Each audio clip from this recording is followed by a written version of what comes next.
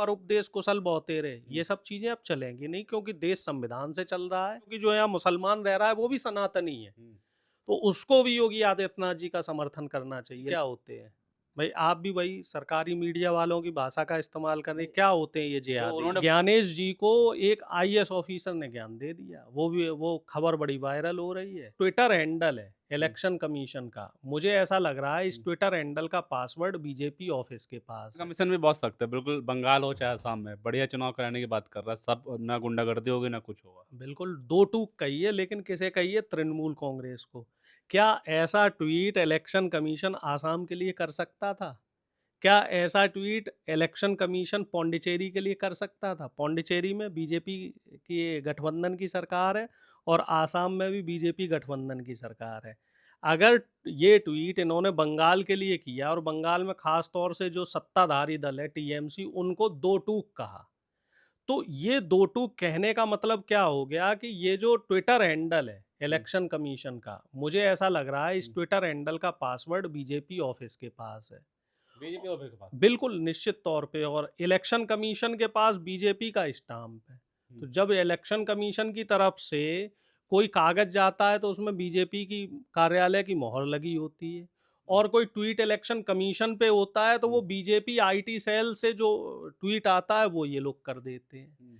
आजकल क्या देखने में आ रहा है, जितने भी पत्रकार हैं, चाहे वो सरकारी पत्रकार हों, दूरदर्शन के हों या बड़े बड़े चैनलों के, वो लोग वही ट्वीट करते हैं जो बीजेपी आईटी सेल उनको भेजता है। इसी तरीके से अब इलेक्शन कमीशन को भी वही ट्वीट जाने लग गया है। लेकिन इलेक्शन कमीशन के जो इस समय चेयरमैन हैं, तो वो ज्ञानेश जी को एक आईएएस ऑफिसर ने ज्ञान दे दिया, वो खबर बड़ी वायरल हो रही है। बंगाल कैडर के आईएएस अधिकारी हैं अनुराग यादव, तो अनुराग यादव से ही ये थोड़ा सा बदतमीजी से, बदसलूकी से बोले, कोई फाइल या कोई डाटा मांग रहे होंगे और उस डाटा को देने में अनुराग यादव को कुछ समय लग गया, तो ज्ञानेश कुमार ने तीखे रवैये से बात करी, बोले कि तुम्हें पता नहीं मैं मुख्य चुनाव आयुक्त हूँ और तुम्हें ये डाटा देने में इतनी देर क्यों लग रही है, तुम क्या हो, ये हो। तो अनुराग यादव ने साफ तौर पे कहा कि मैं 25 साल से ये नौकरी कर रहा हूँ और मैं एक आईएएस अधिकारी हूँ, प्रशासनिक अधिकारी हूँ, मेरे से लहजे में बात करी जाए, और वो मीटिंग छोड़ के चले गए। हालांकि इसके बाद उनको जो डेपुटेशन पे थे, तो वहाँ से उनको बर्खास्त कर दिया गया, उनको उनकी जो डेपुटेशन पे थे। तो लेकिन ये खबर चर्चा का विषय बनी हुई है। चर्चा का विषय इसलिए बनी हुई है कि ज्ञानेश कुमार के अहंकार को एक आईएएस अधिकारी ने तोड़ दिया। चर्चा है कि अभी योगी जी आदित्यनाथ कह रहे हैं कि अगर सनातन सब एक हो जाए तो पूरा विश्व जो है बाल विवाह का नहीं कर सकता। तो करो एक, एससी एसटी ओबीसी को मंदिरों का पुजारी बनवाओ, शंकराचार्य बनवाओ। उत्तर प्रदेश में जितने भी मंदिर हैं, जितने भी मठ हैं, सभी जगह आरक्षण व्यवस्था लागू करवा दो। और जितने भी निजी संस्थान हैं यूपी में, यूपी की बात कर रहा हूँ मैं, तमाम जो मीडिया संस्थान है, तमाम जो छोटी छोटी कंपनी हैं, निजी कंपनियां हैं, जो मल्टीनेशनल कंपनी है, सब जगह आप आरक्षण व्यवस्था लागू करवाओ, क्योंकि ये जो कंपनियां चल रही हैं, ये देश की जनता के टैक्स के पैसे से चल रही हैं। जो मीडिया हाउसेस चल को ज़मीनें आवंटित की गई हैं, वो देश की जनता के टैक्स के पैसे से की गई हैं। मंदिर चल रहे हैं तो मंदिरों में 90% जो चंदा है वो बहुजन लोग देते हैं।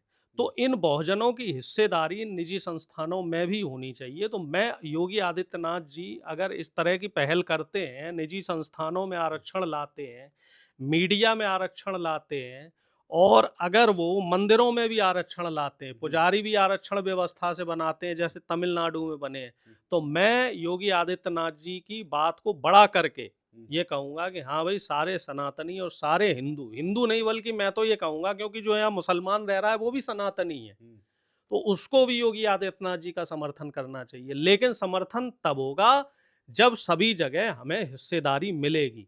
हमें हिस्सेदारी ये लोग कहाँ देते हैं?